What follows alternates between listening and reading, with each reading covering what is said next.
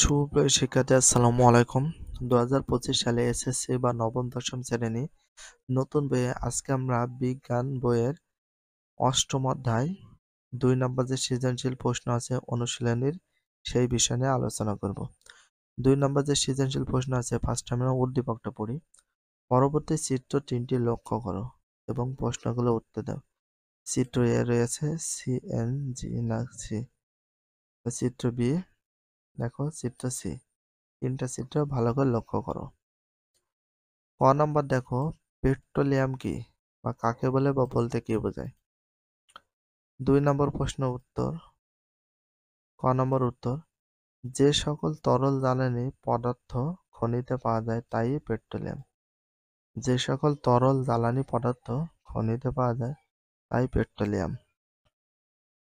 খ নম্বর প্রশ্নটা দেখো জীবাশ্ম জ্বালানি বলতে কি বোঝায়।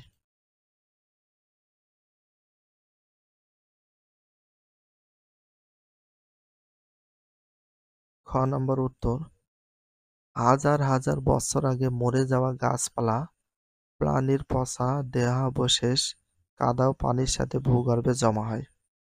সময়ের সাথে সাথে এরা বিভিন্ন রকম শিলাস্তরে ঢাকা পড়ে। শিলাস্তরের চাপে পচা দেহাবশেষ ঘনীভূত হয় এবং প্রচণ্ড চাপে ও তাপে দেহাবশেষ বিদ্যমান জৈব পদার্থসমূহ প্রাকৃতিক গ্যাস পেট্রোলিয়াম কয়লায় রূপান্তরিত হয়। এভাবে প্রাণীদেহের পরিবর্তনে উৎপন্ন জ্বালানিকে জীবাশ্ম জ্বালানি বলা হয়। কি বলা হয়? জীবাশ্ম জ্বালানি বলা হয়। গ নাম্বার এ চিত্রের জ্বালানিটি খনি থেকে তুলে কিভাবে ব্যবহারের উপযোগী করা হয় ব্যাখ্যা করো। এ চিত্রের জ্বালানিটি খনি থেকে তুলে কিভাবে ব্যবহার উপযোগী করা হয় ব্যাখ্যা করো। গ নম্বর উত্তর এ চিত্রের জ্বালানি হচ্ছে মিথেন গ্যাস। এটি প্রাকৃতিক গ্যাসের প্রধান উপাদান। প্রাকৃতিক গ্যাসের প্রক্রিয়াকরণ একটি জটিল শিল্প প্রক্রিয়া যেটি কয়েকটি ধাপে সম্পন্ন হয়। সাধারণভাবে যেখানে গ্যাস খুব পাওয়া যায় সেখানেই প্রক্রিয়াকরণ সম্পন্ন করা হয়। প্রক্রিয়াকরণ অনেকাংশে নির্ভর করে গ্যাসের গঠন অর্থাৎ এতে বিদ্যমান অন্যান্য পদার্থের উপর। সাধারণত গ্যাসকূপে গ্যাস ও তেল একসাথে থাকে, তাই প্রথমেই তেলকে গ্যাস থেকে আলাদা করা হয়। এরপর প্রাকৃতিক গ্যাস থাকা বেনজিন ও বিউটেন ঘনীভূত করে আলাদা করা হয়। প্রাকৃতিক গ্যাসে থাকা পানি দূর করার জন্য নিরোধকের মধ্যে দিয়ে চালনা করা হয়। মিশ্রণ থেকে নাইট্রোজেন আলাদা করা হয়। এই অবস্থায় প্রাপ্ত প্রাকৃতিক গ্যাস বিশুদ্ধ মিথেন গ্যাস। এটা হচ্ছে গ নম্বর প্রশ্নের উত্তর।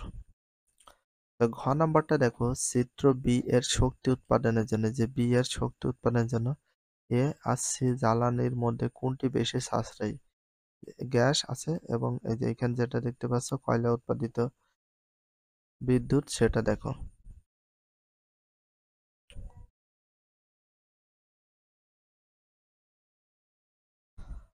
ঘ নম্বর উত্তর দেখো চিত্র বি এর শক্তি উৎপাদনের জন্য অর্থাৎ বিদ্যুৎ শক্তি উৎপাদন করার জন্য এ সিএনজি এবং সি কয়লা এর মাঝে অর্থাৎ কয়লা বেশি সাশ্রয়ী।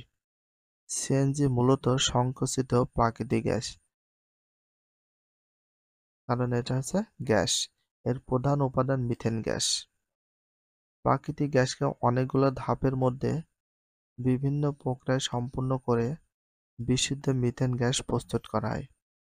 বিশুদ্ধ মিথেন গ্যাস প্রস্তুত করা বেশ খরচ সাপেক্ষ। এই মিথেন গ্যাস জ্বালানি হিসাবে তখনই কার্যকর হয় যখন এটিকে সংকুচিত করা হয়। কিন্তু কোনো গ্যাসকে সংকুচিত করা অনেক খরচের ব্যাপার। মিথেন প্রচণ্ড চাপে যখন সংকুচিত করা হয় এটি শুধুমাত্র তখনই জ্বালানি হিসেবে অনেক ভালো হয়ে ওঠে।